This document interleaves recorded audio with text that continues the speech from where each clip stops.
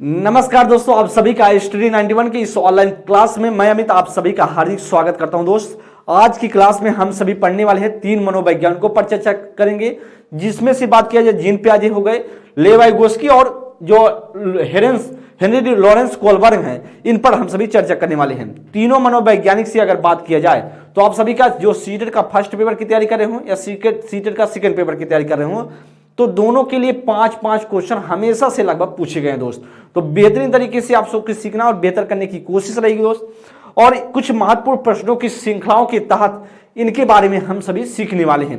तो सभी बच्चे एक बार सेशन को शेयर करेंगे और पहला क्वेश्चन आप सभी की स्क्रीन पर है, इसे पढ़ें। तो पहला क्वेश्चन आप सभी के जीन पियाजे से संबंधित पहला स्क्रीन पर क्वेश्चन दिखाई दे रहा है। अगर जीन पियाजे के संज्ञानात्मक विकास के सिद्धांत में पूर्व संक्रियात्मक अवस्था में विकास का मुख्य गुण क्या होता है? परिकल्पनात्मक निगमनात्मक सोच, संरक्षण और पदार्थों को क्रमबद्ध करने की क्षमता, या अमूर्त सोच का विकास, या विचार सोच में केंद्रीकरण।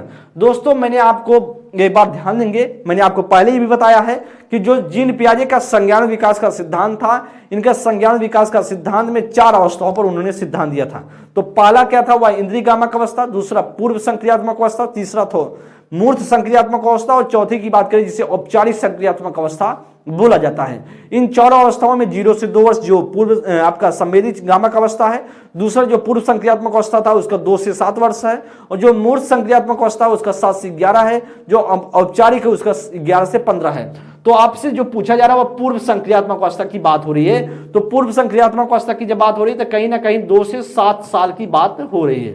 2 से 7 साल के बच्चों की विशेषताओं के बारे में पूछा जा रहा है। तो परिकल्पनिक निगमनात्मक जो सोच होता है वह बच्चों में बात किया चौथी अवस्थाओं में आता है। संरक्षण और पदार्थ को क्रमबद्ध लगाने की क्षमता, या जो तीसरी अवस्था जिसे मूर्त संक्रियात्मक अवस्था है उसमें आता है।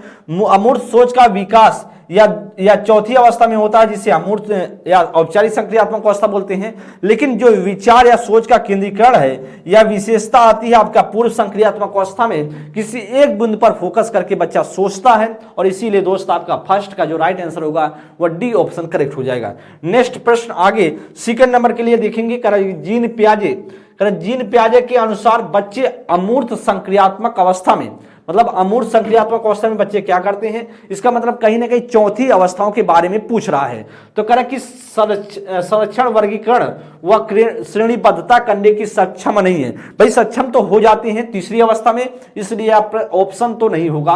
कह रहा कि प्रतीकात्मक और सांकेतिक खेलों में भाग लेना, तो कहीं ना कहीं दूसरी अवस्था में आता है बी ऑप्शन, या आपका जो यह आ जाता है दूसरी अवस्था में, लेकिन आपसे चौथी अवस्था पूछा जा रहा है तो प्रारंभ कर देता है। ऐसी नहीं होगा। परिकल्पनात्मक निगमनात्मक सोच एकदम आपका राइट आंसर क्या होगा? या सी ऑप्शन करेक्ट हो जाएगा, क्योंकि अमूर्त संक्रियात्मक अवस्था पूछ रहा है, औपचारिक संक्रियात्मक अवस्था पूछ रहा है, फार्मल ऑपरेशनल स्टेज का विशेषता है, आपका सी ऑप्शन राइट होगा।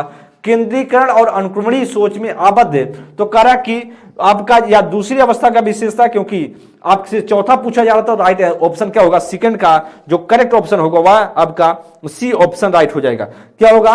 वह आपका सी ऑप्शन करेक्ट हो जाएगा। नेक्स्ट प्रश्न संख्या 3 कह रहा है 5 वर्षीय नसीमा को यह लगता है कि चिकनी मिट्टी की गोली यदि दबाकर एक सांप के रूप में क्या कर दी जाए, परिवर्तित करे, तो चिकनी मिट्टी बढ़ जाती है। जीन पियाजे के अनुसार उसकी इस सोच के पीछे कौन सा तर्क है? जीववाद, केंद्रीयता, परिकल्पन निगमनात्मक तर्क, या संक्रमण परिणाम निकालना। तो इसमें से क्या राइट आंसर बनना चाहिए दोस्त? अच्छा प्रश्न है। प्रश्न संख्या 3 की बात करते हैं। 5 वर्षीय नसीमा, ठीक है 5 वर्षीय नसीबा है, तो कहीं ना कहीं आपका दूसरी अवस्था की बात हो रही है, 2 से 7 वर्ष की बात हो रही है, जिसे पूर्व संक्रियात्मक अवस्था कहते हैं। तो कहीं ना कहीं चिकनी मिट्टी के गोले को दबा देती है। पहले क्या था? गोला था, अब दबा कर उसे सांप के रूप में परिवर्तित कर देती है। तो इसके सोच के पीछे क्या, जो जीन पियाजे कहते हैं कि सोच के पीछे क्या तर्क? तो इसका मतलब जीववाद तब होता जब निर्जीव को सजीव समझती, ऐसा कुछ नहीं कर रही है। परिकल्पनिक निगमनात्मक तर्क होता जब परिकल्पना कर पाता, क्योंकि ये चौथी अवस्था में आएगा, तो दूसरी अवस्था में बच्ची है, इसलिए यह भी नहीं होगा। संक्रमण परिणाम निकालना, यह भी नहीं होगा। क्या इसमें से राइट आंसर होगा? केंद्रीकरण होगा, केंद्रिता होगा, सेंट्रलिटी होगी आपका, सेंट्रलिटी, और करेक्ट ऑप्शन होगा बी ऑप्शन जी। नेक्स्ट प्रश्न संख्या 4 पियाजे के सिद्धांत में पियाजे के सिद्धांत में संज्ञानात्मक प्रणालियों के लिए स्कीमाओं को पुनर्व्यवस्थित करना और उन्हें स्कीमाओं से जोड़ने को क्या कहा जाता है? समायोजन, अनुकूलन, संगठन, परिपक्वता। जी इसमें से क्या कहलाता है? अच्छा प्रश्न है जी, बताएंगे क्या कहलाएगा? एडजस्टमेंट, एडॉप्टेशन या ऑर्गेनाइजेशन, या बात किया जाए मैच्योरिटी, क्या आपका होगा? क्या इसमें से करेक्ट ऑप्शन हो जाएगा? जी इसमें से क्या राइट आंसर होगा? पियाजे का जो संज्ञानात्मक विकास का सिद्धांत है, स्कीमाओं को पुनर्व्यवस्थित करना, स्कीमाओं से जोड़ना, क्या कहलाता है? अच्छा प्रश्न है। तो आप जानते हैं इसमें से क्या राइट आंसर बनेगा दोस्त? वह क्या बन जाएगा? आपका संगठन, ऑर्गेनाइजेशन बनेगा। अनुकूलन होगा नहीं, क्योंकि अनुकूलन में दो भाग, अपने आप को सही तरीके से जब आप अपने आप को अनुकूलित करते हो, मतलब अपने आप को किसी में ढालते हो, किसी परिस्थिति में अपने वातावरण के अनुरूप अपने आप को ढालते हो, तो अनुकूलन कहलाता है। अनुकूलन दो तरीके से उन्होंने बताया था, कहीं ना कहीं एक तरीके से उन्होंने बताया समायोजन, एक बताया समावेशन। समावेशन को हम आत्मसातीकरण भी कहते हैं, तो इसलिए समायोजन की बात कहीं हो नहीं रही है, कहीं अनुकूलन की बात ना हो रहा, ना आपका जो मैच्योरिटी परिपक्वता की बात भी नहीं हो रही। राइट ऑप्शन होगा आपका सी ऑप्शन करेक्ट हो जाएगा। नेक्स्ट प्रश्न, प्रश्न संख्या 5। यहां पर क्या फिल करना है कि बच्चे में मानसिक रूप से समस्याओं को हल कर सकते हैं, लेकिन समस्याओं को वह स्वयं सामग्री से संबंधित हो, ना कि प्रतीकों से। अमूर्त संक्रियात्मक अवस्था, मूर्त संक्रियात्मक अवस्था, संवेदी चालक अवस्था या पूर्व संक्रियात्मक अवस्था। ध्यान दें इसमें से प्रश्न संख्या 5 के लिए क्या बनने वाला है दोस्त? प्रश्न संख्या 5 के लिए क्या बनना चाहिए? अच्छा प्रश्न है। तो आप जानते हैं करा कि बच्चे मानसिक रूप से समस्याओं को तो हल कर सकते हैं, लेकिन समस्या क्या हो? स्वयं सामग्री से संबंधित हो। इसका मतलब कहीं ना कहीं वह समस्याओं तो हल कर लेंगे, लेकिन वह क्या हो? वह जो समस्या है वह वाकई में उनको पता चले कि है भी क्या समस्या, तो यह संबंधित हो सामग्री से। इसका मतलब अमूर्त संक्रियात्मक अवस्था नहीं होगा, क्योंकि यह अभी बच्चे तीसरी अवस्था में कहीं ना कहीं घूम रहा है। तो तीसरी अवस्था का नाम क्या है? मूर्त संक्रियात्मक अवस्था, इसीलिए आपका बी ऑप्शन करेक्ट हो जाएगा। जी नेक्स्ट प्रश्न, प्रश्न संख्या 6। जीन पियाजे के संज्ञानात्मक विकास के सिद्धांत के अनुसार मूर्त संक्रियात्मक चरण में बालक निम्न में से क्या कर पाने में योग्य होता है? प्रतिवर्तन, परिकल्पनात्मक आधारित निगमनात्मक तार्किक चिंतन, या अमूर्त चिंतन, या प्रतिज्ञापित चिंतन। तो क्या इसमें से राइट आंसर होना चाहिए? क्या इसमें से राइट आंसर हो सकता है? तो प्रतिवर्तन का मतलब होता है रिवर्सिबिलिटी, और कहीं ना कहीं कह रहा है कि ध्यान देंगे संज्ञान विकास का कौन सा ऐसा जो उनका सिद्धांत था उसके अनुसार का मूर्त संक्रियात्मक अवस्था। मूर्त संक्रियात्मक अवस्था की बात मैंने बताया था कि 7 से 11 वर्ष की विशेषता आपसे पूछी जा रही है। तो 7 से 11 वर्ष की विशेषता में यह प्रतिवर्तन, जिसे हम बोलते हैं विलोमिता भी बोलते हैं, क्या बोलते हैं? विलोमिता बोलते हैं। इसे विलोमिता भी कह सकते हैं, इसे हम बोल सकते हैं पलटावीपन भी बोल सकते हैं, पलटावीपन भी बोला जा सकता है, पलटावीपन भी बोला जा सकता है। और राइट आंसर क्या होगा? वह ए ऑप्शन, क्योंकि कह रहा कि अपने आप से बच्चा पलट देता है, रिवर्सिबिलिटी का गुण हो जाता है तीसरी अवस्था में। तो राइट आंसर होगा आपका ए ऑप्शन।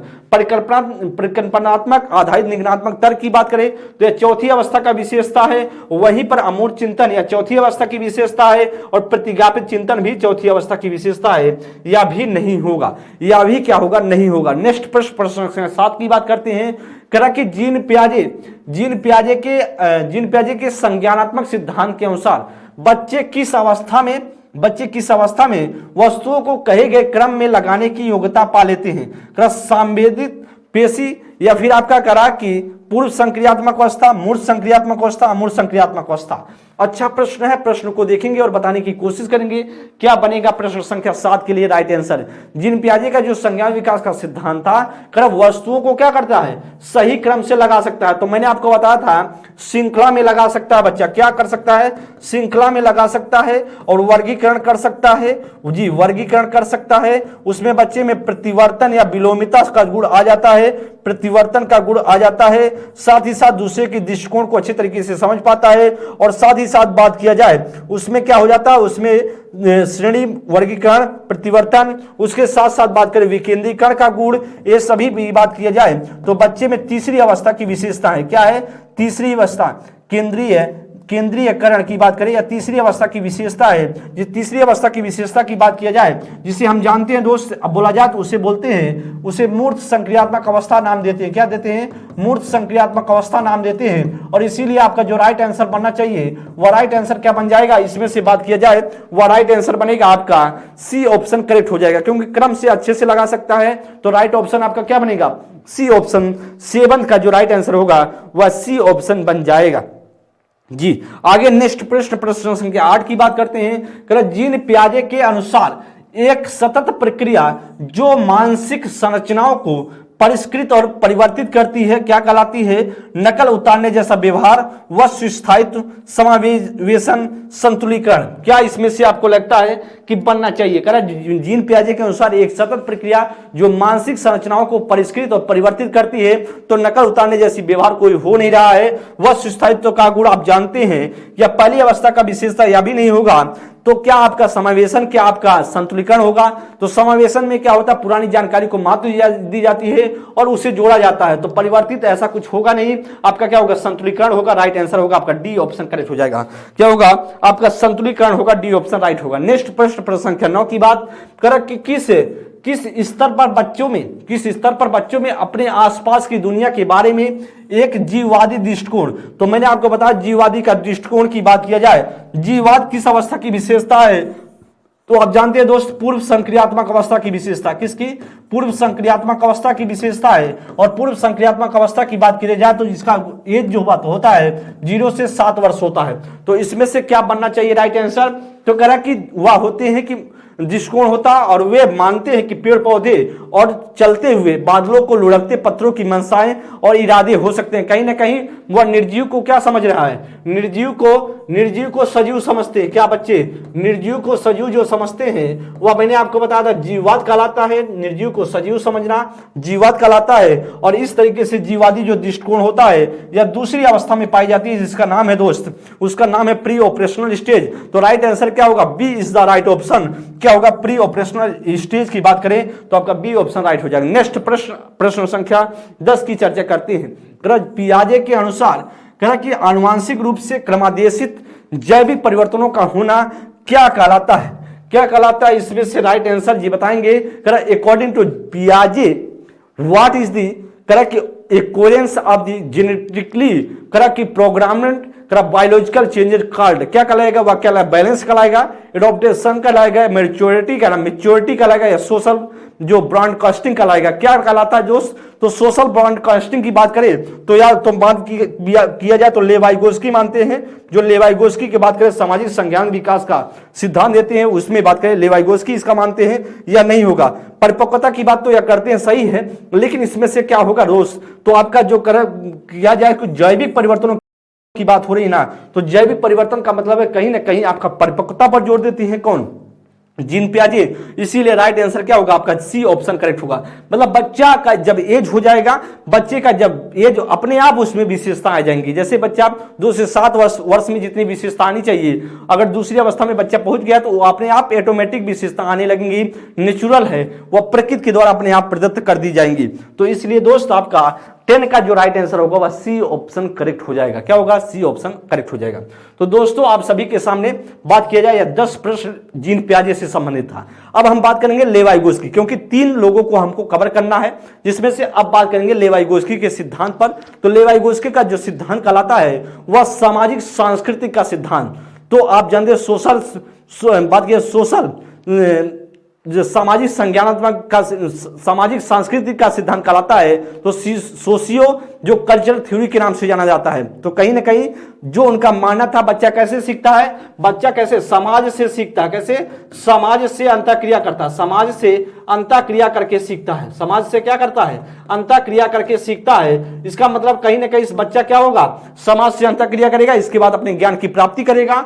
तो कहीं ना कहीं आपका क्या राइट आंसर होगा? क्या सामाजिक संरचना? ध्यान देंगे, प्रश्न पहले पढ़ेंगे। लेवाइगोस्की के संज्ञान विकास का सिद्धांत किस पर आधारित है? सामाजिक संरचना पर, व्यवहारवाद पर, मनोविश्लेषण पर या सार्वभौमिकता पर? देखिए लेवाइगोस्की की बात करें तो लेवाइगोस्की कुछ महत्वपूर्ण शब्द भी दिए हैं, जिसमें से बात करें एक तो आप जानते होंगे MKO।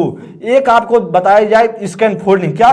स्कैन फोल्डिंग की बात किया जाए, स्कैन फोल्डिंग। और एक आप शब्द सुने होंगे जिसे बोलता है ZPD, zone of proximal development. तो मोर नॉलेजेबल अदर, मतलब दूसरा जानकार, अधिक जानकार दूसरा, जिसे हम बोलते हैं जो आप उसी से सीखोगे जो आपसे ज्यादा समझदार होगा। स्कैन फोल्डिंग में क्या होती है? शुरुआत में सहायता दी जाती है और अस्थायी सहायता होती है।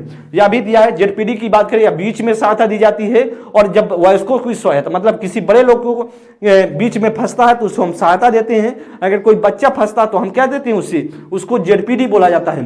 तो इस तरीके से आपकी बात करें तो इस तरीके से जीन लेवाइगोस्की अपना सिद्धांत दिए थे और इसीलिए आपका जो राइट आंसर होगा वह ए ऑप्शन करेक्ट हो जाएगा। क्या होगा? वह 11 नंबर के लिए ए ऑप्शन आपका राइट आंसर होगा।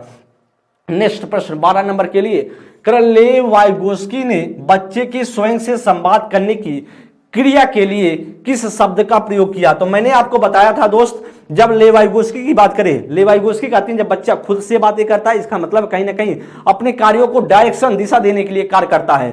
तो कहीं ना कहीं उन्होंने बताया कि जब हम बात करते हैं उसे लेवाइगोस्की के शब्दों में निजी संवाद या निजी वार्ता बोलते हैं, प्राइवेट स्पीच बोलते हैं। और इसीलिए आपका जो राइट आंसर बनने वाला वह क्या होगा? ए ऑप्शन बन जाएगा। क्या होगा? ए ऑप्शन आपका बन जाएगा। और पार होगा नहीं, क्योंकि पार की बात इसके अंदर फोड़ने की कोई बात हो नहीं रही है। तो राइट आंसर आपका ए ऑप्शन। स्व केंद्रीकरण या जीववाद या बात करें जीन पियाजे, क्या जीन पियाजे मानते हैं कि जब बच्चा स्वयं से बात करता है तो जीन पियाजे के शब्दों की बात किया जाए तो जीन पियाजे कहते हैं वह स्व केंद्रितता होता है या उससे बोलते हैं अहम केंद्रितता बोलते हैं। और अगर जीन पियाजे, क्योंकि लेवाइगोस्की से अनुसार पूछा जा रहा है तो लेवाइगोस्की के अनुसार ए होगा। अगर आपसे जीन पियाजे के अनुसार पूछा जाता तो आपका ऑप्शन बनता डी ऑप्शन। इस तरीके से प्रश्न को देखते चले कैसे प्रश्न आपके पेपर में डिजाइन किए जाते हैं जी। नेक्स्ट प्रश्न संख्या 13 की बात करते हैं। सामाजिक निर्माणवादी सिद्धांतवादी बच्चों को किस तरह से देखती है? जी क्वेश्चन अच्छा है, इसके लिए बताएंगे क्या इसमें से राइट आंसर बनना चाहिए। जी दोस्त क्वेश्चन को पढ़ेंगे। सामाजिक जो निर्माणवादी हैं, सिद्धांतवादी हैं, जो बच्चों को किस तरीके से देखते हैं?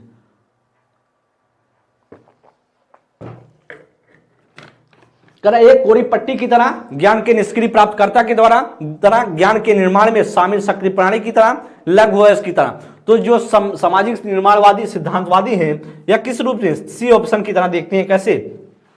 वह ज्ञान के निर्माण में सक्रिय प्रणाली की तरह देखते हैं। सी ऑप्शन राइट हो जाएगा।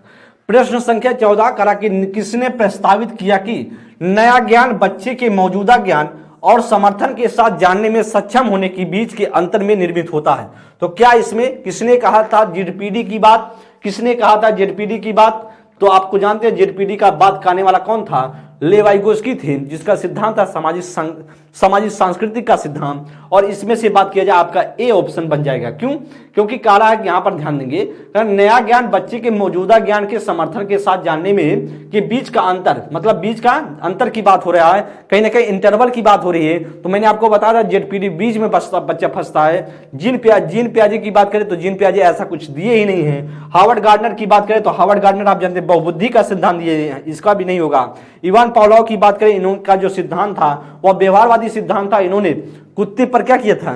कुत्ते पर प्रयोग किया था और कुत्ते पर प्रयोग करके क्रिया प्रसूत अनुबंधन का सिद्धांत दिया था। इसलिए यह भी नहीं होगा दोस्त। 14 नंबर के लिए वह ए ऑप्शन करेक्ट हो जाएगा जी। 15 नंबर का लेवाइगोस्की ने अपनी सामाजिक संरचनावाद सिद्धांत में निम्न में से किसे विद्यार्थियों में अधिगम को सुसाध्य करने हेतु उपयुक्त बताया है? सहकर्मी सहयोगिता, सांस्कृतिक उपकरणों का हस्तक्षेप, रट कर याद करने पर बल देना, गैर संदर्भित पाठ्यक्रम। तो इसमें से क्या बनेगा राइट ऑप्शन?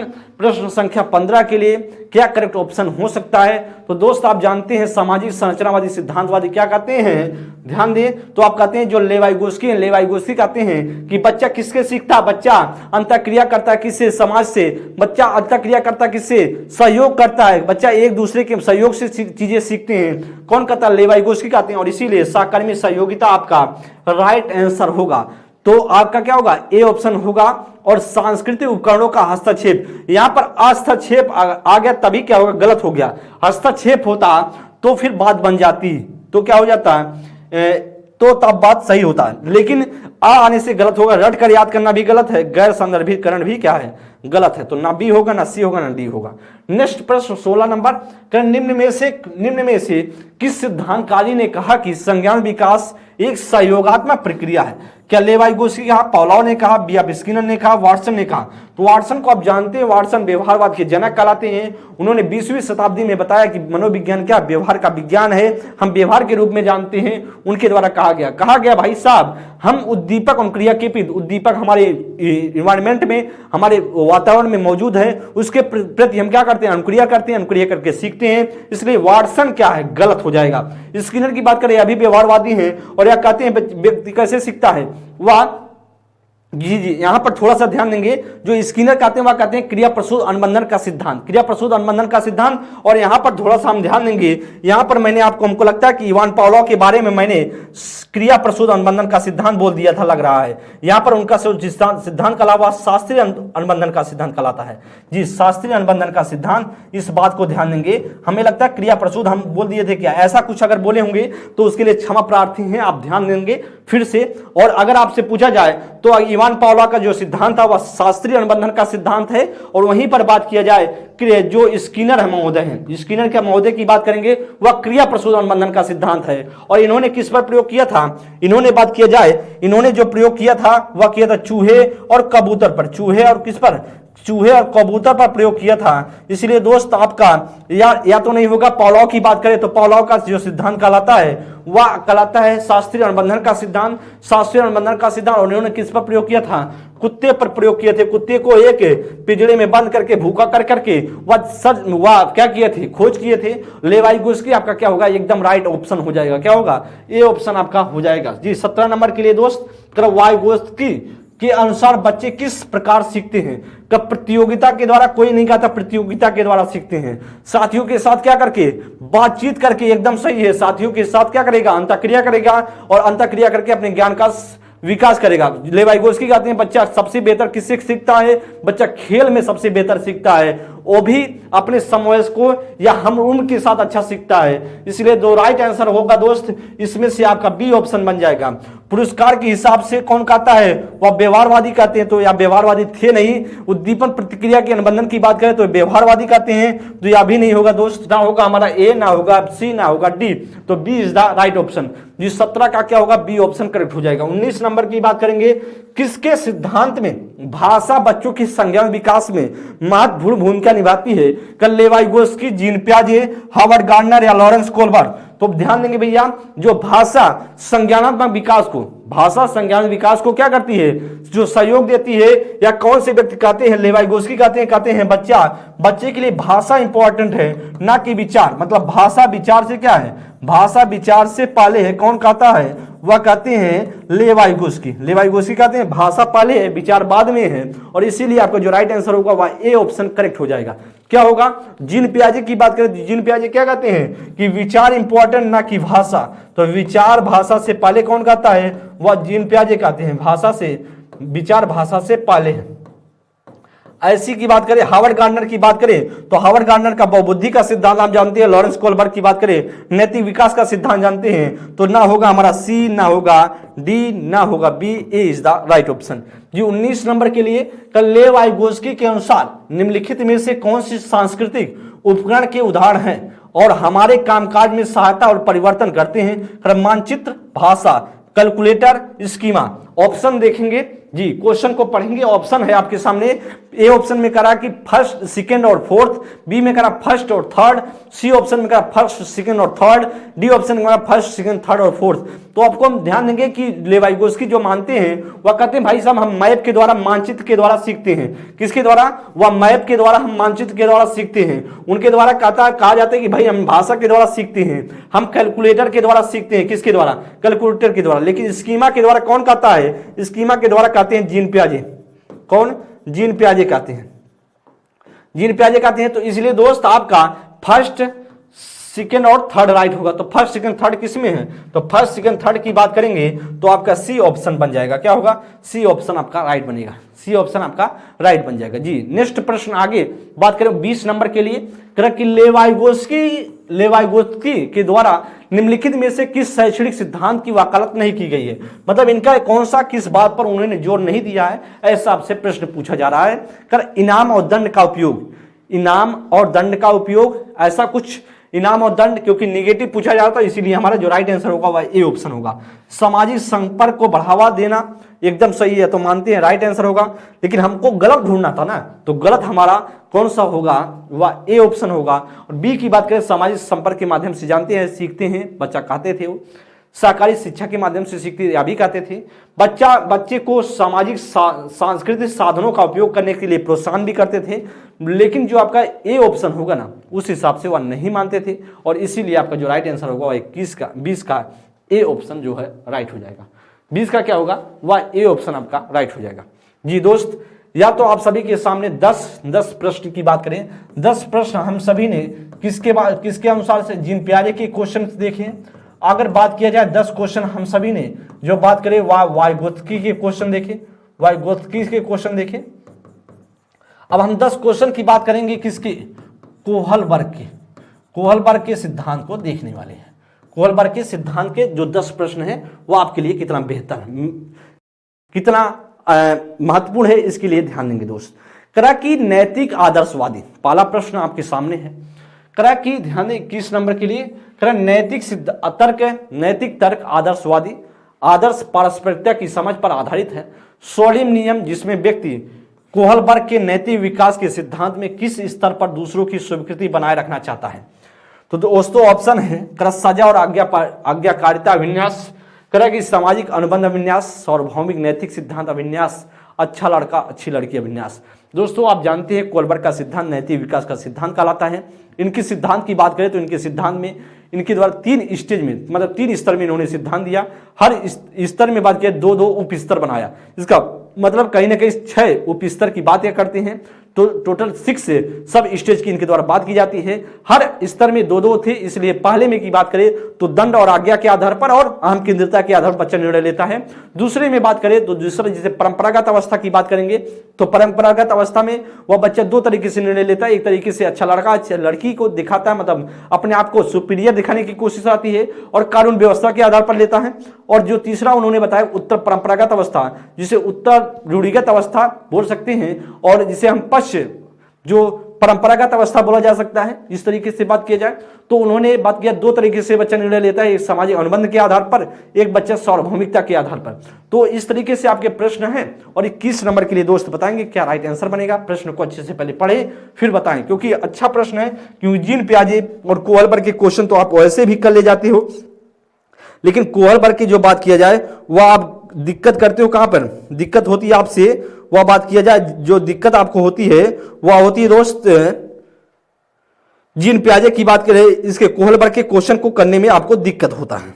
जी आप जो दिक्कत आपको होता है वह दिक्कत होता है दोस्त, वह होता है आपको दिक्कत होता है कि कोहलबर्ग के प्रश्न को करने में। अब कह रहा सोडियम नियम, जिसमें व्यक्ति क्या करता है, व्यक्ति कोहलबर्ग के नैतिक विकास के सिद्धांत में किस दूसरे की स्वीकृति बनाए रखता है। तो उन्होंने बताया कि जब व्यक्ति क्या करता है, परंपरा के आधार पर निर्णय लेता है, तो कहीं ना कहीं सामाजिक आज्ञा के आधार पर जब लेगा, बच्चे में नैतिकता का अभाव होगा तब लेता है, नहीं होगा। करा सामाजिक अनुबंध तब होता है जब समाज से ऊपर उठ के काम किया जाएगा, नहीं होगा। सार्वभौमिकता तब होगा जब अपने आप को अच्छा दिखाने की कोशिश किया जाए, मतलब जो भी है हम सच जो निर्णय ले बहुत सही निर्णय ले रहे हैं। लेकिन अच्छा लड़का अच्छी लड़की का मतलब होता है गुड बॉय गुड गर्ल। तो आपका जो राइट आंसर होगा वह क्या होगा, आपका हो जाएगा डी ऑप्शन, क्योंकि इसमें कहीं ना सोडियम नियम, कहीं ना कहीं नियम को मानने की बात हो रही है, कानून को मान रहा है, जो घर के लोग कर रहे हैं उसको माना जा रहा है। एकदम आपका राइट आंसर क्या होगा, वह डी ऑप्शन बन जाएगा। 22 नंबर के लिए करा आसना अच्छा करती है क्योंकि वह दूसरों द्वारा अच्छा देखा जाना चाहती है। वह लॉरेंस कोहलबर्ग के नैतिक विकास के किस चरण में है, करा पूर्व पारंपरिक या उत्तर पारंपरिक या अमूर्त संक्रियात्मक।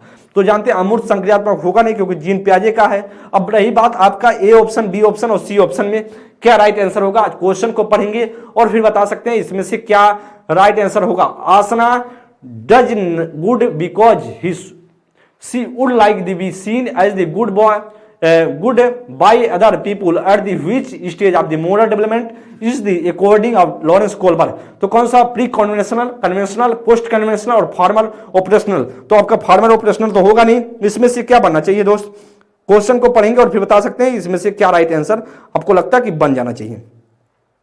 ये सारे प्रश्न बहुत अच्छे प्रश्न हैं और इसके लिए बताएंगे क्या आपका राइट आंसर बनना चाहिए, इसके लिए बताएंगे क्या राइट आंसर बन सकता है। जी एकदम बताएंगे क्या इसमें से आपका राइट आंसर आपको लगता है कि होना चाहिए।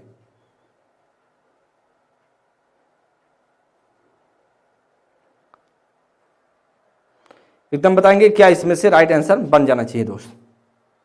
तो इसमें ध्यान देंगे जो राइट आंसर बन जाए, क्योंकि वह दूसरों द्वारा क्या होती है, क्योंकि वह दूसरों द्वारा अच्छा देखा जाना चाहती है, क्योंकि वह क्या करती है, अच्छा करती है, मतलब खुद अच्छा करती है इसलिए दूसरा अच्छा करे, इसमें कहीं कहीं परंपरा पे बात चली आ रही है, और परंपरागत या पारंपरिक अवस्था जिसे हम बोलेंगे कन्वेंशनल स्टेज, और बी ऑप्शन आपका राइट हो जाएगा। नेक्स्ट प्रश्न करा कि 23 नंबर के लिए उस स्तर की पहचान करें जो लॉरेंस कोलबर्ग के नैतिक विकास के सिद्धांत में सामाजिक अनुबंध अभिन्यास के चरण को रेखांकित करता है। तो कौन सा इसमें से जो सामाजिक अनुबंध को रेखांकित करेगा? सामाजिक अनुबंध अभिन्यास की बात करेंगे तो तीसरे का पाला बोला जाता है, और तीसरे के पाले में मैंने बताया था समाज में रहते हुए, मतलब कानून में हमको रहना भी है, समाज में रहना भी है, और समाज से ऊपर उठ के काम भी करना है। तो आदर्श पारस्परिकता की समझ नहीं होगा। क्या होगा? क्या ऐसा होगा कि सामाजिक व्यवस्था सुनिश्चित करने के लिए नियम महत्वपूर्ण है, कर मानव उद्देश्यों को आगे बढ़ाने के लिए कानून और नियम को लचीलापन उपकरण, कर स्व विवेक व स्व चुने हुए नैतिक सिद्धांतों द्वारा सही कार्रवाई को परिभाषित करना।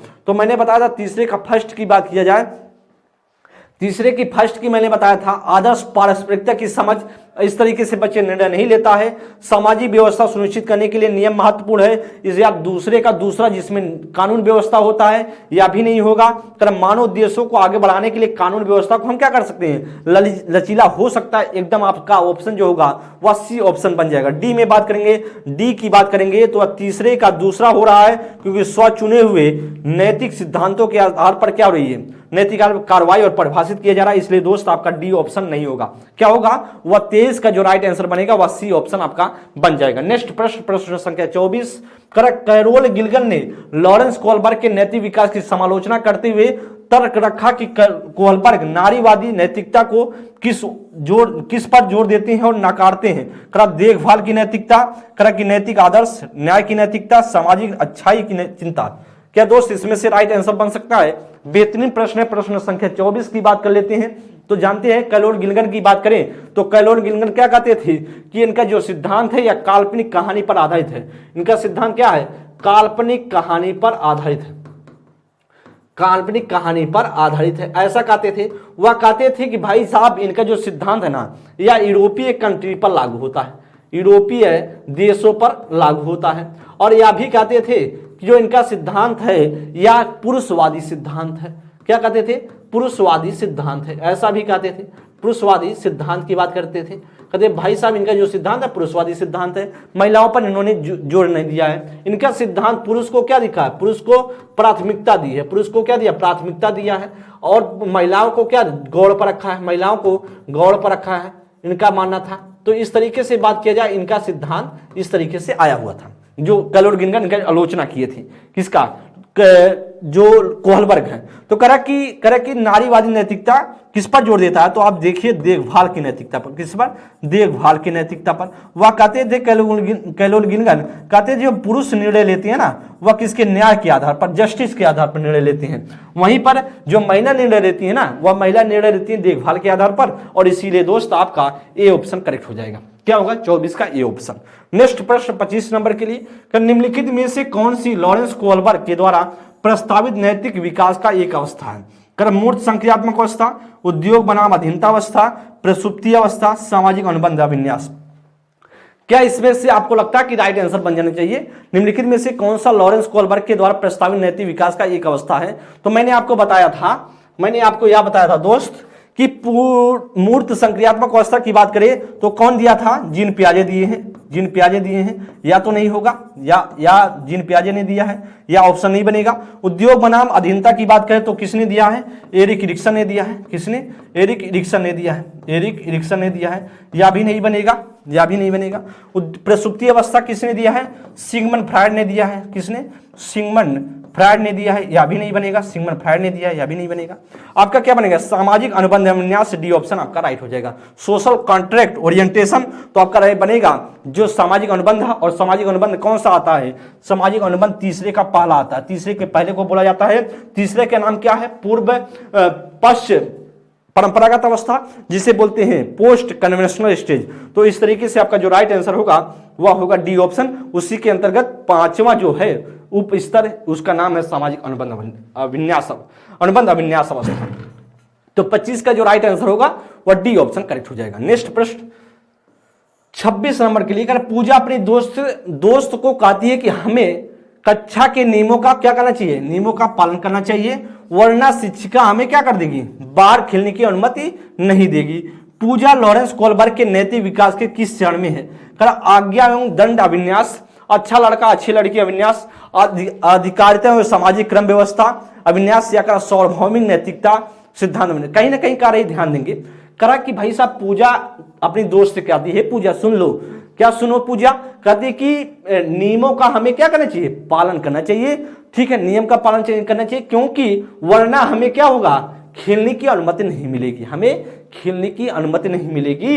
इसका मतलब कहीं ना कहीं वह डर रही है, डर के आधार पर, आज्ञा के आधार पर क्या निर्णय ले रही है, और डर और आज्ञा के आधार पर निर्णय रही है। इसका मतलब ए ऑप्शन आपका होगा। जो बच्चे 3 से 10 साल की अवस्था में 2 तरीके से निर्णय लेते हैं, एक तो दंड और आज्ञा के आधार पर, या एक अहम केंद्रता जिसे यांत्रिक सापेक्षता अवस्था बोलते हैं, यंत्रीय सापेक्षता अवस्था बोला जाता है, और इसीलिए 2 तरीके से निर्णय लेगा। लेकिन वह आपका जो राइट आंसर बनेगा वह क्या बनेगा, ओबीडियंस एंड पनिशमेंट ओरिएंटेशन, क्या बनेगा आपका ए ऑप्शन बन जाएगा दोस्त। इस तरीके से अच्छा लड़का अच्छी लड़की तब बनता है जब अपने आप को परंपरा के आधार पर हम निर्णय लेते हैं, परंपरा को देख करके, मतलब कहीं ना कहीं अपने आप को अच्छा दिखने के लिए मम्मी पापा हमको बहुत अच्छे से माने, उस आधार पर करें कि अधिकारिता और सामाजिक क्रम व्यवस्था।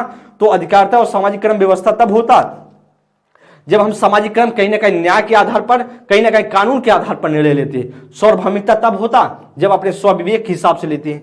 यह भी नहीं होगा दोस्त, ए ऑप्शन आपका राइट हो जाएगा जी, एकदम 26 का ए ऑप्शन राइट होगा। 27 नंबर के लेकर लॉरेंस कोलबर्ग के नैतिक विकास के सिद्धांत के अनुसार, नैतिक विकास के सिद्धांत के अनुसार सजा टालने के लिए नियमों का पालन करना किस चरण को दर्शाता है, का प्रथा पूर्व चरण, अमूर्त संक्रियात्मक प्रथागत चरण, या उत्तर प्रथागत।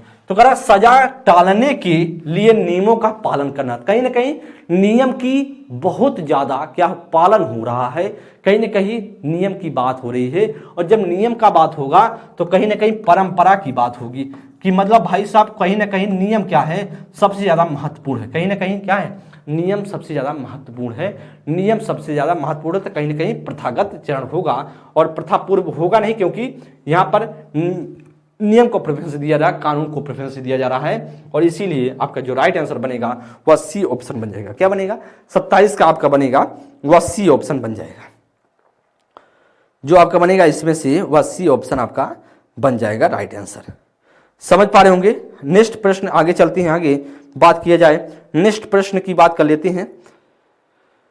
करा की आगे बात किया जाए तो 28 नंबर के लिए करा हाइनेज दुविधा पर सही रूही अपनी प्रतिक्रिया देते हुए कहती है कि दवाई की चोरी किसी परिस्थिति में गलत है, क्योंकि चोरी करना गलत होता है। लॉरेंस कोलबर्ग के नैतिक विकास के सिद्धांत के अनुसार रूही किस स्तर पर है, करा पूर्व पारंपरिक दंड आज्ञा का पालन अभिनवीकरण, करम पूर्व पारंपरिक स्व पुरस्कार अभिनवीकरण, कर पारंपरिक कानून व्यवस्था अभिनवीकरण, या उत्तर पारंपरिक सामाजिक अनुबंध अभिनवीकरण। तो क्या इसमें से बनेगा 28 नंबर के लिए जी, बताएंगे इसमें से क्या राइट आंसर आपको लगता है कि बच जाना चाहिए,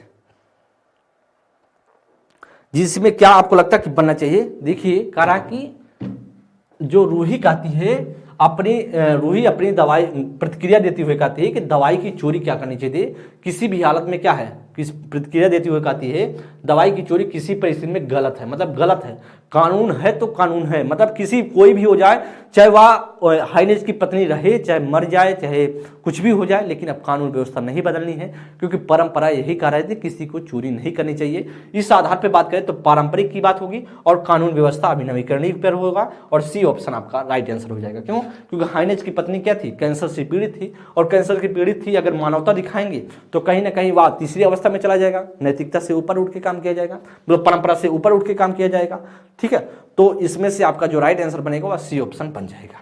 नेक्स्ट प्रश्न जी 28 का जो राइट आंसर होगा दोस्त, वो 28 का आपका राइट आंसर होगा सी ऑप्शन। नेक्स्ट प्रश्न आगे चलते हैं हम सभी 29 नंबर के लिए। कल लॉरेंस कोलबर्ग के सिद्धांत के अनुसार किस चरण पर नैतिक चिंतन शुरुआती सामाजिक परिप्रेक्ष्य पर आधारित होता है, पूर्व पारंपरिक चरण, उत्तर पारंपरिक, या दूरस्थ पारंपरिक। तो दूरस्थ पारंपरिक होता नहीं है।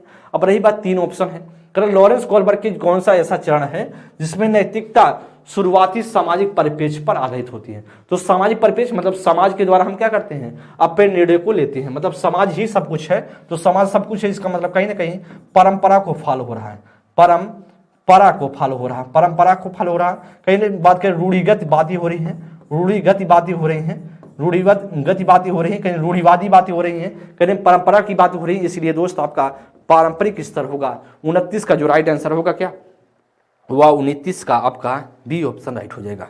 आगे नेक्स्ट क्वेश्चन पर हम बात करेंगे। आज का अंतिम प्रश्न है, करा कि ध्यान दें, करा लॉरेंस कोलबर्ग द्वारा सुझाई पश्च परंपरागत नैतिकता के अंतर्गत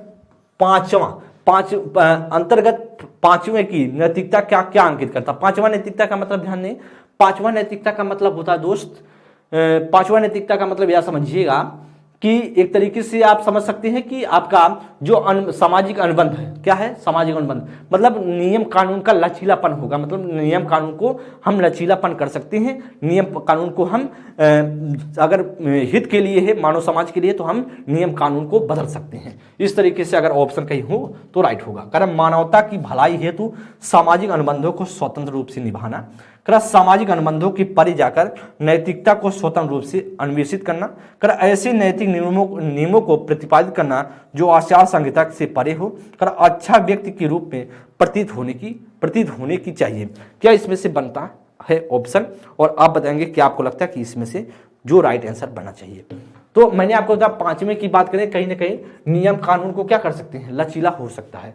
तो इसमें तो अच्छा व्यक्ति के रूप में प्रतीत होने की चाहिए, तो कहीं ना कहीं इसमें तो गुड बॉय गुड गर्ल प्रतीत हो रहा है, गलत होगा। कर ऐसे नैतिक नियमों को प्रतिपादित करना जो आचार संहिता से क्या हो, परे हो। आचार संहिता का मतलब एक तरीके से कानून व्यवस्था, आचार संहिता का मतलब है कानून व्यवस्था से क्या हो, कानून व्यवस्था से परे हो। तो कानून व्यवस्था से परे, कानून व्यवस्था से परे का मतलब कानून व्यवस्था लागू ना हो। भाई नियम को हम बदल सकते हैं, लचीला कर सकते हैं, अगर मानव समाज के लिए वह हितकारी है। तो राइट आंसर क्या होगा, सी ऑप्शन होगा। अब कह रहा है सामाजिक अनुबंधों के परे जाकर नैतिकता को क्या करना, स्वतंत्रता के रूप में अन्वेषित करना। तो सामाजिक अनुबंध से परे होकर, मतलब अनुबंधों से परे होकर, सामाजिक जो अनुबंध है उससे हम क्या होना, परे होना है, और स्वतंत्र रूप से क्या करना, नैतिकता को फॉलो करना है। तो दूसरे स्तर में चल रहा है, तो ना होगा हमारा एक, मानवता की भलाई है तो सामाजिक अनुबंधों की स्वतंत्र रूप से निभाना, तो यह भी नहीं दोस्त होगा। जो बनेगा वह बनेगा, सी ऑप्शन आपका बन जाएगा। क्या होगा, सी ऑप्शन आपका राइट हो जाएगा। 30 का जो राइट आंसर होगा सी ऑप्शन। इस तरीके से बात किया जाए आप सभी के सामने, जीन पियाजे का जो सिद्धांत था, आप जानते हैं संज्ञान विकास का सिद्धांत, इसमें उन्होंने सिद्धांत की बात करें तो 4 अवस्थाओं में अपना सिद्धांत दिया था। मैंने आपको बताया कि उसके तहत जो भी प्रश्न पेपर में आप सभी के लिए बहुत महत्वपूर्ण है, कुछ प्रश्न के माध्यम से आपको सिखाया गया, समझाया गया। उसके साथ साथ हम सभी ने देखा लेवाइगोस्की का सिद्धांत, जो सामाजिक संस्कृति का सिद्धांत था, और सामाजिक सांस्कृतिक सिद्धांत में उन्होंने जो जोर दिया है वह समाज से अंतःक्रिया पर जोर दिया है। मतलब समाज के द्वारा हम अंतःक्रिया के दौरान ही कोई ज्ञान की प्राप्ति होती है उस पर। और कोहलबर्ग का जो नैतिक विकास का सिद्धांत है, जहाँ से आपसे प्रश्न पूछे जाते हैं, हमेशा से आते ही आते हैं। तो यह जो आपके लिए प्रैक्टिस क्लास थी, जीन पियाजे, वाइगोस्की और आपके जो लॉरेंस कोहलबर्ग थे, या आपसे बात किया जाए तो कम से कम जो प्राइमरी का पेपर है तो 5 क्वेश्चन इन तीनों से पूछे जाते हैं। उसके बात किया जाए तो अगर सीटेट का जूनियर का आप पेपर देते हैं तो भी आप सभी से 5 क्वेश्चन कम से कम पूछे जाएंगे दोस्त। तो आप सभी को अच्छे से प्रैक्टिस कर लेनी है और अच्छे से बेहतर करके बहुत बेहतर तरीके से पढ़ना है, सीखना है। जो भी क्वेश्चन आपको लगता है कि थोड़ा सा कठिन है, उसको 1-2 बार और रिविजन करेंगे तो आपको स्पष्ट तौर पर आप समझ जाएंगे दोस्त। तो अगर कोई भी दिक्कत हो या फिर आपको जैसा भी क्लास के बारे में लगा हो, एक बार जब क्लास एंड हो जाए तो पॉजिटिव कमेंट या जो भी जैसा भी आपको लगा हो कमेंट करने की कोशिश कीजिएगा। अगली क्लास में हम मिलेंगे दोस्त, तब तक के लिए बहुत बहुत धन्यवाद। थैंक यू, नमस्कार।